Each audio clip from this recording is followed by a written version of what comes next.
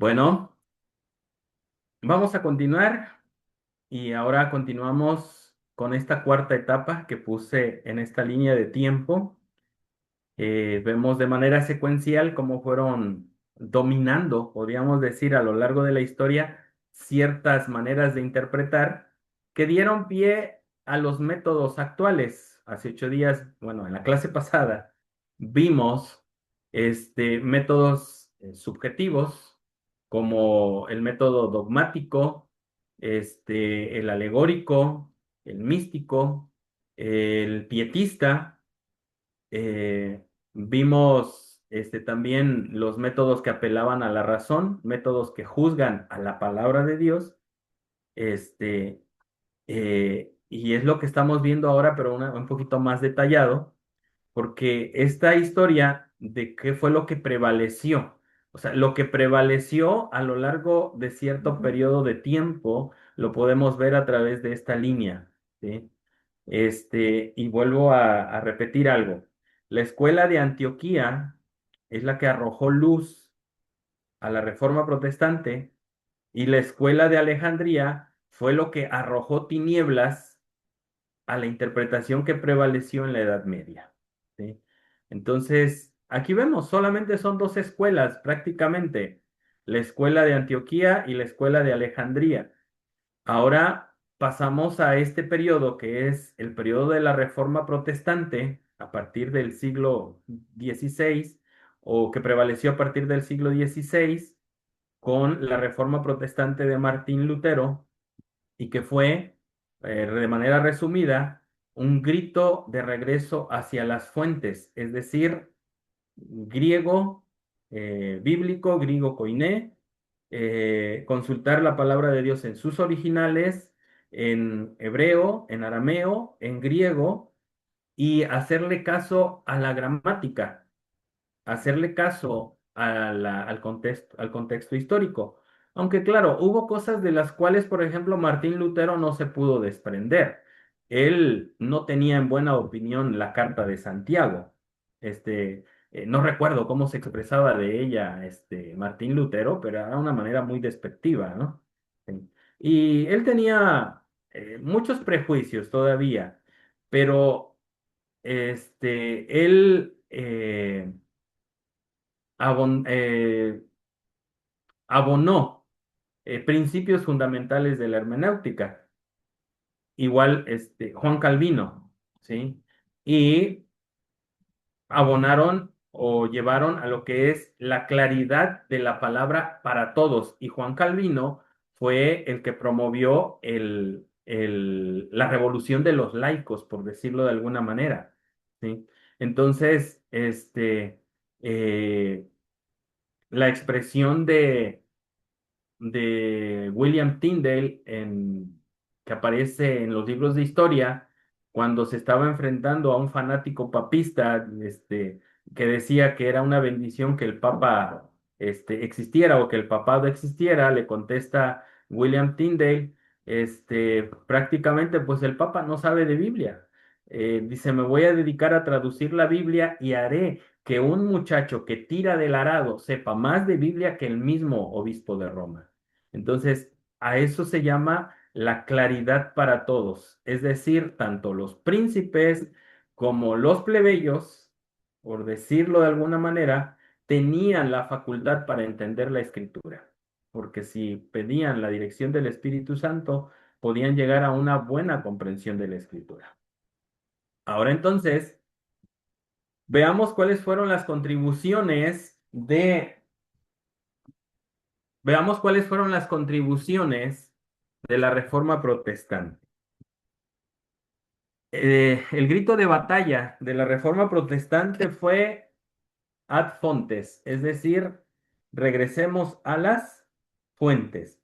Esto significó ignorar los comentarios medievales, es decir, hagamos a un lado los comentarios de la Edad Media que tienen su base en la Vulgata Latina, que tienen su base en la alegoría, y también hagamos a un lado las definiciones de los concilios. Ustedes recuerdan la respuesta que dio Martín Lutero en su comparecencia en Worms, dice, los mismos concilios se contradicen, ¿no? Entonces, el grito fue, regresemos a las fuentes. Y esto implicaba a que se tenía que revivir el hebreo. De hecho, la reforma protestante fue una reforma hermenéutica, el regreso a las fuentes originales. Y entonces, Lutero y Calvino rompieron con el método de la cuadriga y la alegoría que se dio o que se difundió en la Edad Media. Y se considera que Martín Lutero fue el martillo contra la alegoría. Le dio, o sea, él odiaba la alegoría, ¿no? Lutero pasó de ser un monje que practicaba el método de la cuadriga a ser el defensor del sentido gramatical. Él tenía un principio que era el sensus literalis, un solo significado simple. Lutero sostenía que la escritura tiene un solo significado simple y sólido. Llamó a las alegorías como monerías y como basura, argumentando que oscurecían la voluntad de Dios. Y entonces también trajo a la luz o puso de manifiesto parte de lo que era la escuela de Antioquía bajo el principio de sola escritura. Entonces introdujo este principio. La Biblia es su propio intérprete. Y decía que el principio de que los pasajes claros deben de iluminar a los pasajes oscuros. Y también introdujo otro principio, el principio cristocéntrico. Todo tiene que terminar en Cristo. Para Lutero, la letra no era un fin en sí mismo, no era el objetivo. El sentido literal de toda la Biblia debía apuntar a Cristo. Tenía, o sea, la escritura era impulsada o nos tenía que llevar a Jesús. Entonces, de esta manera se empezó a sepultar o se empezó a dejar atrás la cuestión alegórica. ¿Y qué contribuciones hizo Juan Calvino? Juan Calvino es el padre de la exégesis moderna. Y bueno, encontré algo que me llamó la atención y yo creo que debemos practicar más y que debo de practicar más yo, ¿verdad? Eh, si Lutero le puso pasión al asunto, Calvino le puso precisión. O sea, Lutero era más pasional, era más temperamental, pero Calvino era más, eh, ¿cómo se dice? Más preciso en el pensamiento. Y Calvino es considerado como el exégeta, perdón, el exégeta más grande de la Reforma. Comenzó a hacer exégesis y él tuvo un principio que era la brevedad lúcida, es decir, una explicación clara y sin rodeos.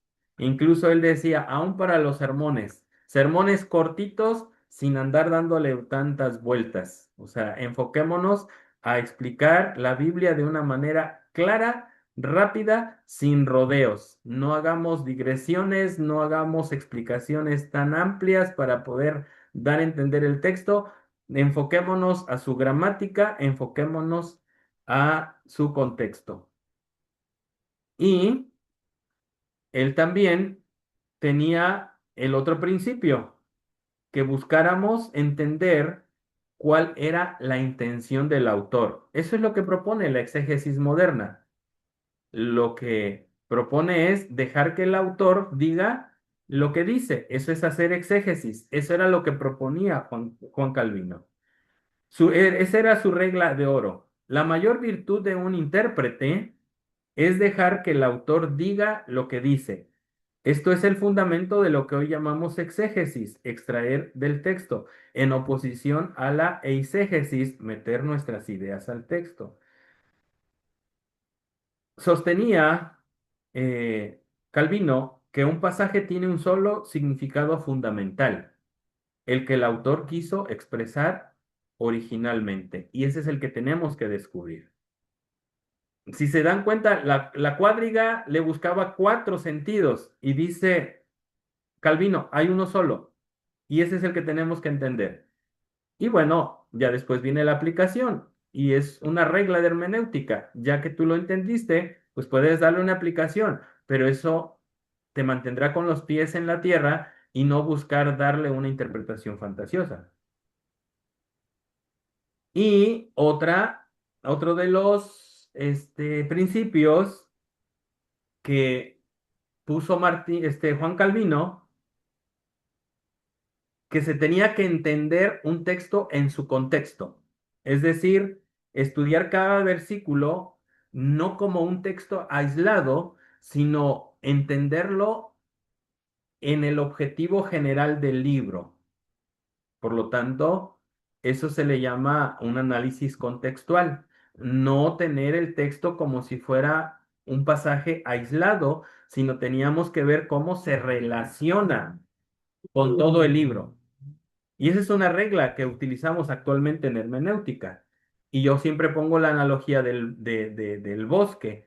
El bosque es el libro, las secciones del bosque son las diferentes temas que viene tratando y el árbol es un texto en particular. Y entonces no puedes analizar solamente el árbol sin haber entendido primero la sección en donde está y después entenderlo en el bosque en el cual está. Es decir, comprender bosquejos y estructuras. Y él tenía un tema básico que yo ya lo he mencionado. El tema básico era el plan de salvación. O sea, todo texto nos tiene que llevar a ser entendido a la luz del plan de salvación. Y en la clase pasada yo les dije que había dos temas principales en los cuales se encaja todo pasaje de la Escritura. El tema del conflicto entre el bien y el mal y el tema del plan de salvación o el plan de la redención. Esas fueron las propuestas de Martín Lutero y de Juan Calvino, y podríamos decir que eh, Calvino dio una gran contribución a lo que es la exégesis moderna. Y pues hablemos también de lo que enseñaba Juan Calvino, lo voy a repetir, aquí está, lo que es la claridad de las escrituras. eh, Frente a la idea católica de que la Biblia es un libro oscuro que solo el Papa puede entender, los reformadores proclamaron su perspicuidad, es decir, su claridad. Sostenían los reformadores, y en especial Juan Calvino, que el mensaje esencial de la salvación es lo suficientemente claro tanto para el campesino y el príncipe. Un campesino con la Biblia en su mano tiene más autoridad que un papa sin ella, decían los reformadores. Y esto trajo una consecuencia social. Esto impulsó la traducción de la Biblia a los idiomas del pueblo, como la Biblia de Lutero, que la tradujo al alemán, la Reina Valera, que fue al castellano, y la traducción de Juan Calvino, que fue al francés, y esto trajo como una alfabetización masiva. Aún las clases bajas tuvieron acceso a la palabra y se interesaron por el estudio de la palabra. Y como les dije, la expresión de William Tyndale que encontramos en libros de historia y aún en el conflicto de los siglos, diciendo, voy a traducir la Biblia al inglés y haré que el niño que tira del arado sepa más de Biblia que el mismo Papa. Entonces, y esto también trajo unificación. El alemán se unificó, el castellano se unificó. O sea, este trabajo de los reformadores sirvió incluso hasta desde el punto de vista social. Incluso en la actualidad se dice que los países que tienen un mayor desarrollo económico, cultural, y en muchos aspectos es gracias a la reforma protestante y las contribuciones de la reforma protestante. También algo de lo que hablaba los reformadores es la responsabilidad personal. El creyente es responsable de su propia interpretación bajo el Espíritu Santo. Y de manera general, es lo mismo que dice la hermana Elena. Dice, nosotros vamos a ser responsables delante de Dios de lo que hemos creído, porque debemos nosotros verificar que lo que nosotros creemos como iglesia esté siempre respaldado por un así dice el Señor. La hermenéutica dejó de ser un secreto de la jerarquía para convertirse en un privilegio del creyente. Eso era lo que expresaba básicamente Juan Calvino con su enseñanza de el sacerdocio de todos los creyentes. Era como la revolución de los laicos. Sin embargo, los reformadores advirtieron que esa libertad no se convirtiera en libertinaje. Y ahí está el problema. Todos tenemos acceso a la palabra, pero debemos preocuparnos por entender el equilibrio en la interpretación. En la clase pasada decíamos que una característica que debe de tener el intérprete es la ética y el respeto por el consenso general de la iglesia. Con esto no estoy diciendo que defendamos dogmas, pero si tenemos doctrinas claras, lo que nos compete hacer a través de la hermenéutica es hacer lo que hicieron los bereanos, comprobar si lo que enseñamos como institución es lo que realmente la Biblia dice.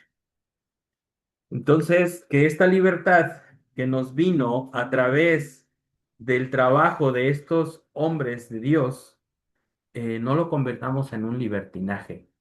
Y tengamos cuidado porque, como les digo, buscarle una interpretación a la Biblia adicional que no la tiene, lo debemos de hacer, debemos ser muy cuidadosos en ese aspecto. ¿Sí? Entonces, la interpretación personal siempre debe estar sometida a la misma palabra y no a nuestros sentimientos subjetivos. ¿Cuáles fueron entonces los aportes de la Reforma?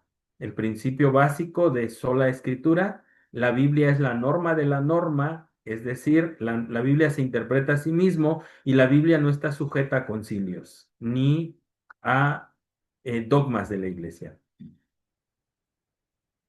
Debe de prevalecer la gramática sobre la tradición, es decir, tiene más peso el texto que la tradición. El estudio del griego y el hebreo reemplazó a la Vulgata latina. ¿Qué otro aporte hizo la Reforma? Un solo sentido, no buscarle cuatro sentidos de interpretación. Por lo tanto, se eliminó la confusión de los cuatro sentidos o de la cuádriga de la Edad Media para buscar el significado único que le da el autor. Ahora, aquí cabe mencionar que muchos pasajes son tipológicos y debemos entender si son tipológicos, eso quiere decir que va a tener un cumplimiento más adelante porque está simbolizando algo a futuro, es una sombra de lo por venir. Y entonces tiene que venir una realidad. O sea, pasajes tipológicos son sombra y en algún momento de la historia viene la realidad o viene su cumplimiento. Entonces, pero cuando entendemos el término de que es literal y es literal, se tiene que interpretar literal. Por ahí, cuando veamos o repasemos las 14 reglas de interpretación de Guillermo Miller, vamos también a encontrar algo parecido, ¿sí? En donde da las claves. Dice, estudia el pasaje y dale una aplicación literal. Y si no rompe ninguna regla o no rompe ninguna regla natural, entonces tu pasaje es literal. Pero si rompe alguna regla natural, entonces eso es simbólico y entonces tienes que ver si es profecía, lo tienes que interpretar de acuerdo a las reglas de profecía. Si es una parábola, los tienes que interpretar de acuerdo a la regla de la parábola. Si es alguna metonimia, lo tienes que interpretar de acuerdo a esa regla. Si es un eufemismo, lo tienes que interpretar de acuerdo a esa regla. Pero está bien claro. Porque, por ejemplo, si el Salmo dice, este, eh, los cielos cuentan, bueno, eso ya es, los cielos cuentan la gloria de Dios, y el firmamento, anuncia la obra de sus manos, pues es obvio que es simbólico y tenemos que interpretarlo, está sujeto a interpretación. Si dice, cuando dice Jesús, las mismas piedras clamarían, se escucha que está hablando de manera simbólica, porque las piedras no claman. Si dice, los muertos entierran a sus muertos, quiere decir que está hablando de un término simbólico y está sujeto a interpretarse, porque imagínense muertos enterrando muertos, no es posible. Entonces, ahí se vienen muchas claves de cómo debemos de interpretar, cuando hay un solo sentido, es el sentido literal el que va a prevalecer, y si el sentido literal rompe alguna regla natural, pues eso quiere decir que está sujeto a interpretación de acuerdo a una regla o algún principio adicional. Ahí están las aportaciones que hicieron Martín Lutero y Juan Calvino. Interesante que pues revivieron lo que enseñaba la escuela de Antioquía. Ahora seguimos en nuestra línea de tiempo. Ya vimos lo que aconteció en el periodo de la Reforma, pero pues el enemigo no se queda tranquilo. Este, Salió a la luz nuevamente la escuela de Antioquía en el trabajo de Martín Lutero y de Juan Calvino, que ahora nosotros lo conocemos como el método gramático histórico, pero, pero ahora surge otra manera de interpretar la Biblia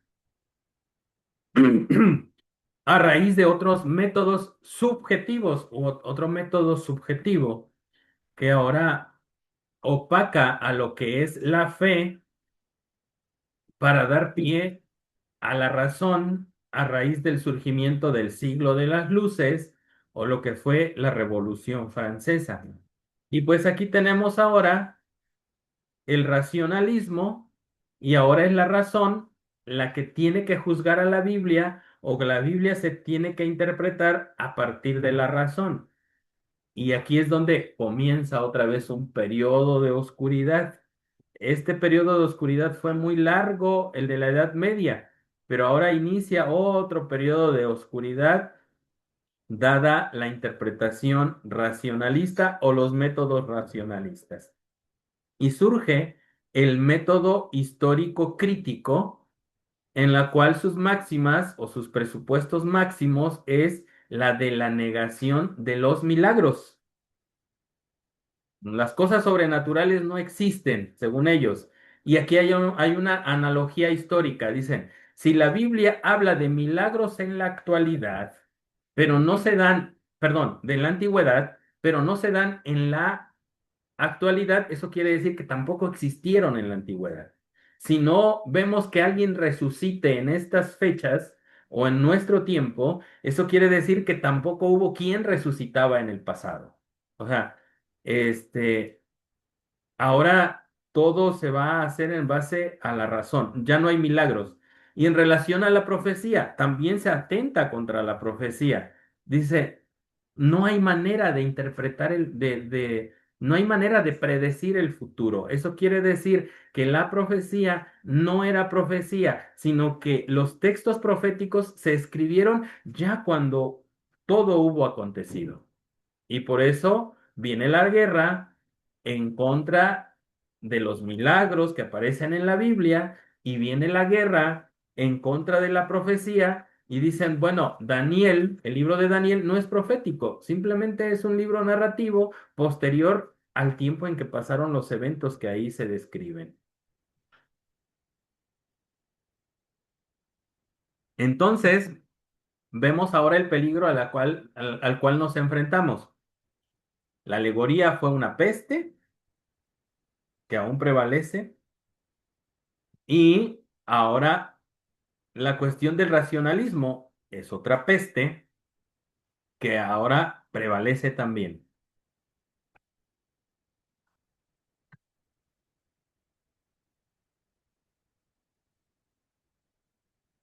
Y entonces surge el método histórico crítico y se le da a la Biblia no el lugar que le corresponde como un libro en el cual hay que aplicar fe, sino se le empieza a dar la Biblia un trato o un uso similar como a cualquier otro libro, a cualquier otro libro secular. Este periodo de los siglos XVIII y XIX marca el surgimiento de la alta crítica. Eso lo vimos en bibliología. El enfoque cambió. ¿Qué nos dice a través de este Dios de este texto? Eso era lo que propone o lo que propone el método gramático histórico. ¿Qué nos dice Dios a través de este texto? Cambió a, ¿es este texto históricamente verídico según la razón humana? ¿Se puede abrir el Mar Rojo? Bueno, suponiendo que se puede abrir el Mar Rojo, tenemos que darle una explicación natural. Ah, entonces no se abrió realmente el Mar Rojo, sino que hubo una marea baja. Otros dicen hubo un viento muy fuerte que hizo que el mar descendiera de nivel, pero no se secó. Y hay una gran cantidad de explicaciones racionales a cuestiones que si realmente son sobrenaturales, porque el que el mar se abriera, pues es sobrenatural, pero pues entonces surgen cuestiones que ahora se pierde el sentido de la interpretación para sacar el texto o sacar lo que dice el texto para poder en tela de juicio lo que dice el texto. El racionalismo juzga a la Biblia como un libro puramente humano. Y nosotros vimos que la Biblia no es un libro humano, es un libro humano divino, ¿verdad? Eh, Negando lo sobrenatural y la inspiración divina. Esto fragmentó la confianza en el texto como palabra de Dios. Y lo interesante que estas cuestiones fueron promovidas eh, aún por universidades teológicas o universidades religiosas, como la famosa escuela alemana de Tübingen, que a final de cuentas, pues trajeron el, el auge del método histórico crítico. Filósofos como Baruch Spinoza, quien propuso tratar la Biblia como cualquier otro libro histórico, o Immanuel Kant, quien enfatizó la autonomía de la razón, sentaron las bases para que la teología se desligara de la fe. Y entonces se entroniza a la diosa de la razón. Se estableció que nada puede ser explicado por la lógica humana, perdón, se estableció que nada que no pueda ser explicado por la lógica humana o las leyes de la naturaleza puede ser aceptado como verdad. ¿Qué trajo esto como consecuencia? Que la Biblia dejó de ser considerada una revelación especial para ser vista simplemente como un registro de la evolución religiosa de un pueblo antiguo. Un simple libro.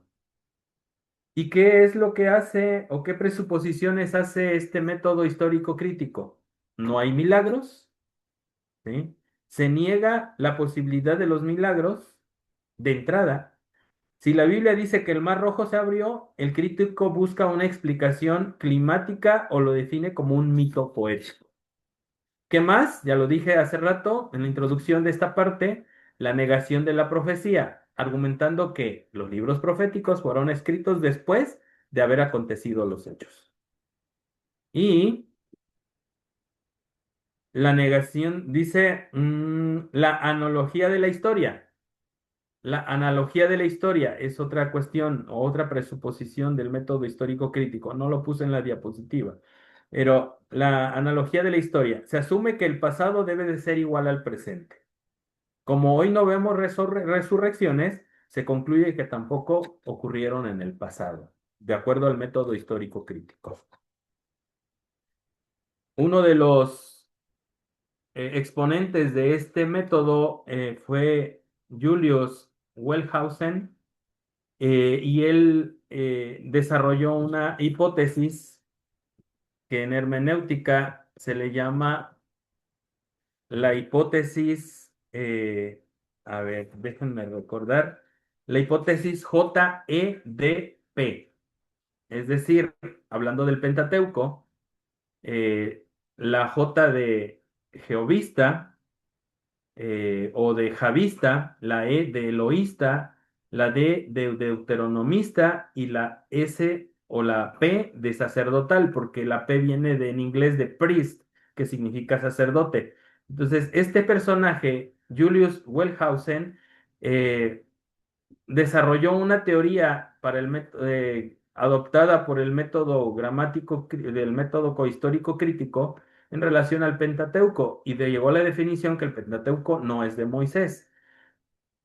Hablamos de la alta crítica, eso trajo la alta crítica posterior a la Revolución Francesa.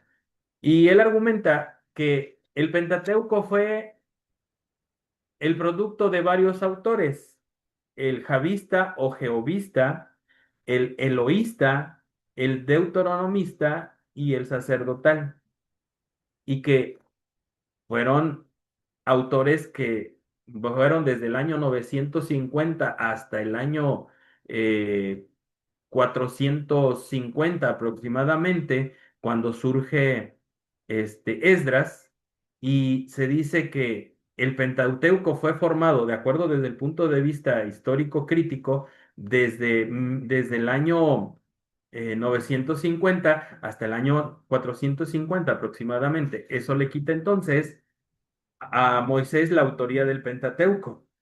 Pero como vimos en bibliología, dimos argumentos que demuestran que Moisés es el autor del Pentateuco.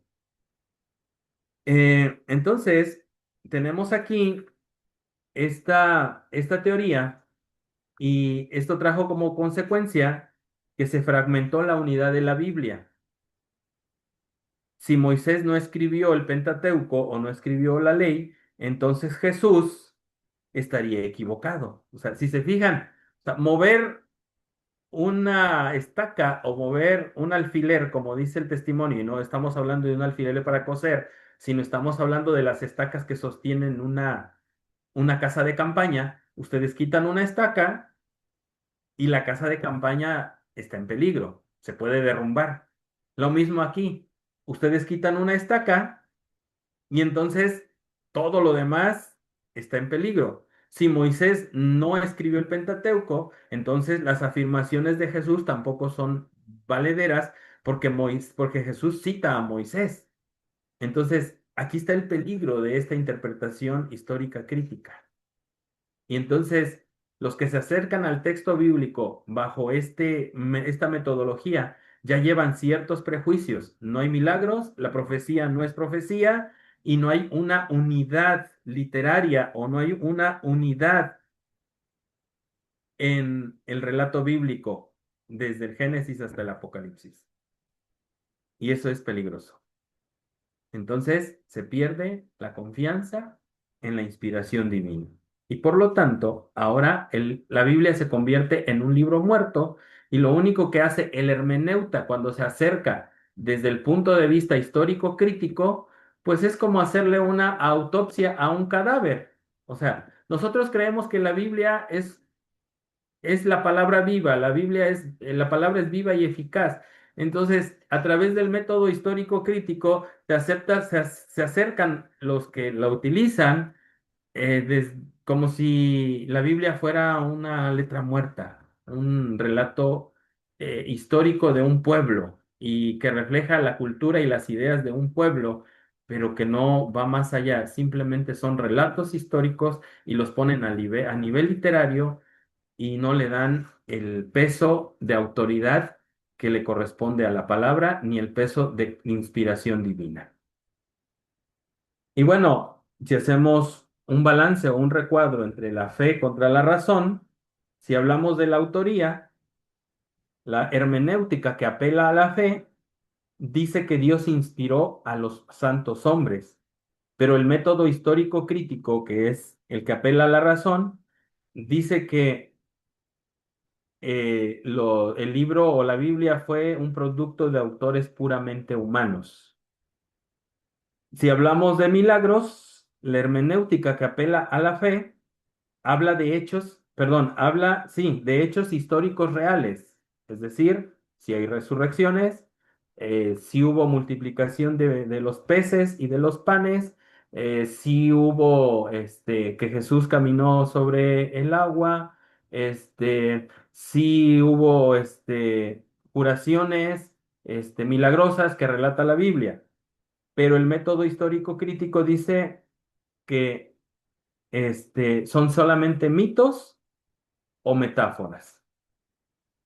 Hablando en relación a la profecía, la hermenéutica que aplica fe dice que la profecía sí predice el futuro. Es decir, fueron escritos esos libros antes de que acontecieran los eventos que ahí se profetizan o se vaticinan.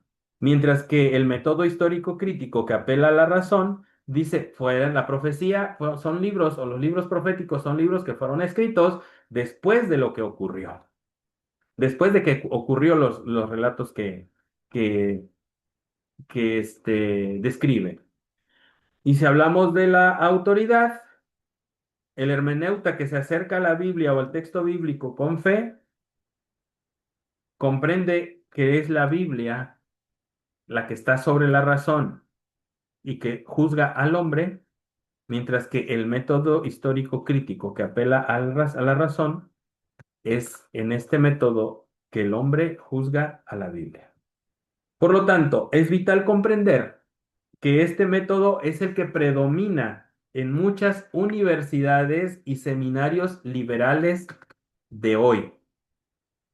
Como adventistas, usamos el método histórico-gramatical que utiliza las herramientas de la historia y del lenguaje, pero siempre reconociendo la inspiración divina y la soberanía de Dios sobre las leyes naturales. Nosotros como adventistas, al acercarnos al texto bíblico, por fe creemos en los milagros, por fe creemos en la inspiración divina, que la Biblia es un libro teándrico, es decir, de origen divino humano, y también creemos que la profecía sí es profecía.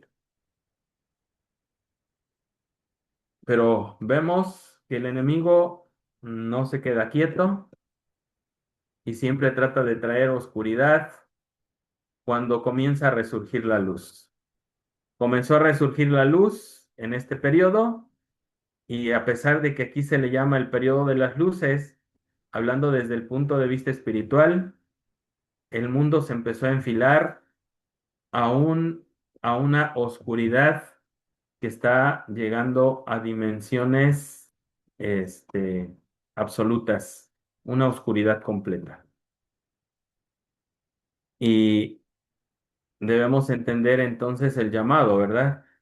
De levántate, resplandece que ha venido tu luz. Pero si seguimos utilizando la alegoría, si seguimos utilizando métodos que no vivifican, pues simple y sencillamente seguiremos sumidos en las mismas tinieblas que en las cuales está el mundo, aunque digamos que estamos en la luz. Y tengamos mucho cuidado. Ahora tenemos el siguiente periodo, a partir del siglo XIX hasta nuestro tiempo. Y quiero ser enfático que lo estoy canalizando en relación a nosotros los adventistas, porque tenemos un método de interpretar, que es el método gramático histórico. En la literatura adventista convencional se le llama el método gramático, el método histórico bíblico, histórico bíblico, pero es el gramático histórico, nada más que a veces aparece con ese otro nombre, ¿no? Recordando que somos herederos, herederos de la escuela de Antioquía, somos herederos del método gramático histórico y fue el método que utilizó Guillermo Miller, retomando ciertas cuestiones. Si Gilel nos dio algunas reglas que siguen vigentes, por decirlo de alguna manera, pero si Gilel le dio sistema y lógica a la interpretación, eso fue retomado por Guillermo Miller al tomar sistema, al hacer estudios sistemáticos. un estudio sistemático de la Biblia. Y bueno, se hablan de las famosas 14 reglas de interpretación de Miller, que están basadas en el método gramático histórico y que a su vez entonces podríamos decir que están basados en la escuela de Antioquía. Entonces, nosotros como adventistas somos defensores del método gramático histórico.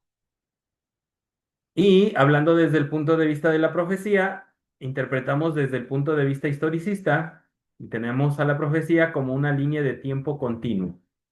O sea, así como se presenta en la imagen de Daniel 2, un reino tras otro representado por edades o por etapas de manera consecutiva, porque la expresión recurrente en Daniel dice, y después de este reino, y después de este reino, se levantará. Entonces, eso quiere decir que es una línea consecutiva o una línea continua de tiempo en la cual la profecía predice sucesos bajo el argumento de los tiempos, de que Dios quita reyes y pone reyes, pero bajo una línea continua de tiempo, cosa que no tiene ni el preterismo ni el futurismo.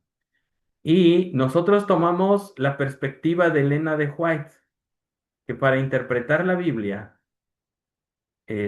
nosotros vimos que la contribución de Juan Calvino fue: entendamos la Biblia a partir del tema mayor, que es el plan de salvación, pero a través de la perspectiva que nosotros tenemos como adventistas, abonamos algo más, que es desde la perspectiva del conflicto entre el bien y el mal, como la clave maestra para la interpretación bíblica.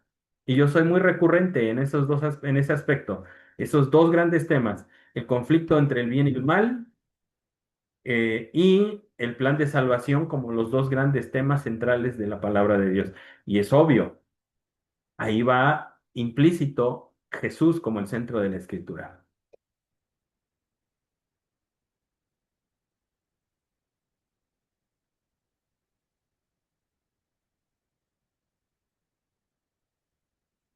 Bueno, ampliar un poquito lo que introduje hace unos momentos.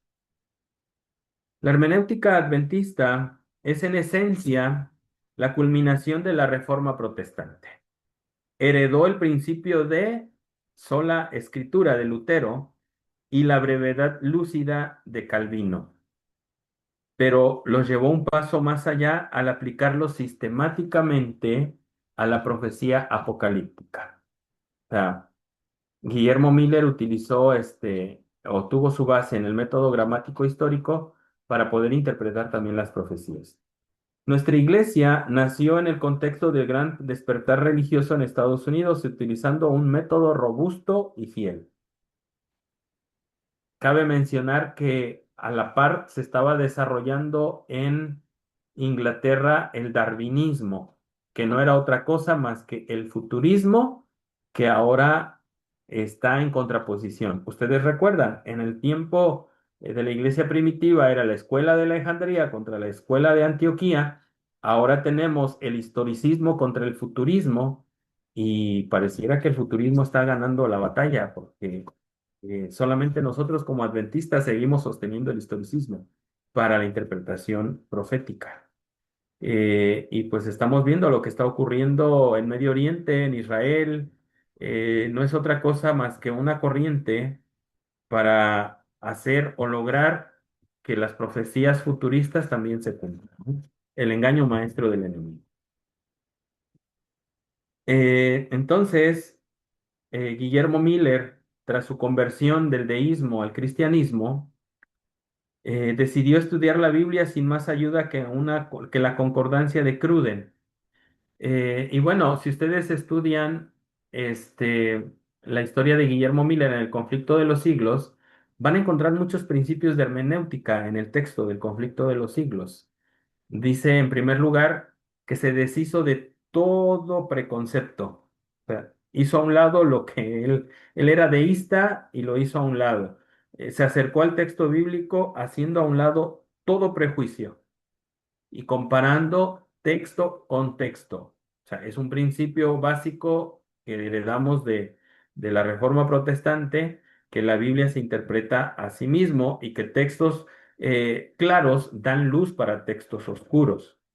En 1818, tras 2 años de estudio intensivo, Miller concluyó sus 14 reglas de interpretación profética.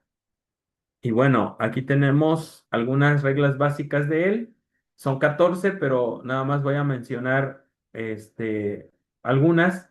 El método de la comparación, que era su regla número 4, establecía que para entender una doctrina se deben de reunir todas las escrituras sobre el tema. Es decir, vas desde Apocalipsis, del Génesis hasta Apocalipsis y vas a crear postulados teológicos y ya que tienes cada uno de los postulados teológicos, vas a crear una doctrina. Ahora, no puedes crear una doctrina a raíz de un solo texto bíblico.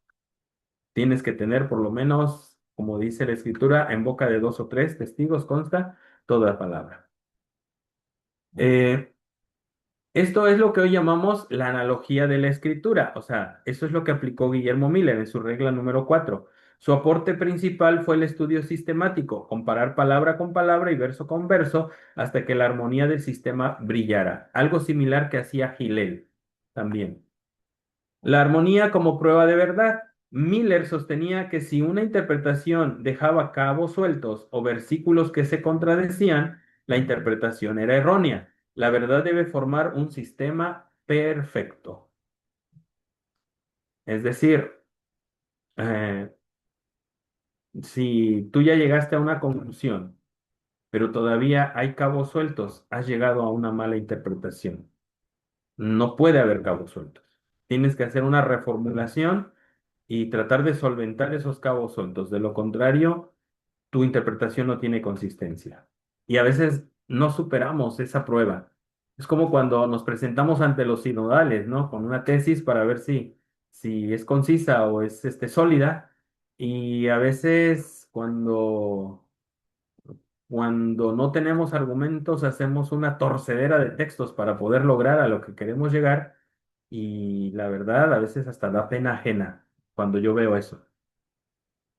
También Miller no era un literalista extremo. Su regla número 11 explicaba que si un pasaje tiene sentido literal, lo que mencioné más antes, se toma así, pero si no, como las bestias de Daniel, se debe de buscar su significado en otras partes de la Biblia. Propuso que cada palabra debe tener su propio peso. Esto está relacionado con el método gramático. Cada palabra tiene su propio peso. Cada palabra es importante en el texto y en la estructura del texto, a menos que sea obviamente una figura literaria. Si es una figura literaria, está sujeta a interpretación. Si estamos en una cuestión narrativa, en algún texto narrativo como Génesis, como el libro de los Reyes, como el libro de las Crónicas, bueno, son cuestiones literales, no están sujetas a interpretación, pero si estamos en un contexto poético, en un contexto profético, entonces no se tiene que tomar como literal, está sujeta a interpretación, pero es la misma Biblia la que nos tiene que dar respuestas. El método gramático histórico, que es el que nosotros desarrollamos, eh, el método gramático histórico que nosotros adoptamos como adventistas es el que tomamos, pero rechazamos el método crítico, porque nosotros nos acercamos a la Biblia bajo ciertas presuposiciones, que es, ya lo dijimos, que sí existe la profecía, que sí existen los milagros y que la Biblia es un libro inspirado. Y entonces eh, hacemos a un lado la teoría que desarrolló Julius Wellhausen. Nosotros sí creemos que el Pentateuco fue dado por un solo autor que fue Moisés. Eh, el método crítico, en el método crítico la razón juzga la Biblia y nosotros como adventistas creemos lo contrario, que la Biblia está por encima del razonamiento humano y tiene un ingrediente especial que es la fe. Creemos que los eventos históricos, como la caída de Roma o el surgimiento del papado, no son accidentes, sino el cumplimiento de la agenda divina revelada en las Escrituras. Y bueno, y creemos que la manera correcta de interpretar la profecía es el historicismo. El preterismo es un error, el futurismo es un error. Y bueno, ya lo había dicho hace rato, Elena de White cumple un rol interesante, no ponerla sobre la escritura, sino como un apoyo, como especie de comentario. Y cuando aplicamos hermenéutica, lo primero que tenemos que hacer es aplicar exégesis en base a la Biblia, llegamos a un resultado y entonces sí, estamos en libertad para ver qué dijo Elena de White o qué dijo o qué dice el comentario bíblico adventista o qué dice también incluso otros comentadores como Jameson, Fawcett y Brown, que son de corte bautista, o que dice Adam Clark, que es de corte metodista, pero es la Biblia la que tiene que prevalecer. Tenemos que ser más bíblicos. Tenemos que regresar a la claridad de la palabra y tenemos que buscar entender lo que dice el autor en su contexto original para que podamos entender mejor la escritura. Y en conclusión, prácticamente se puede resumir en tres cuestiones.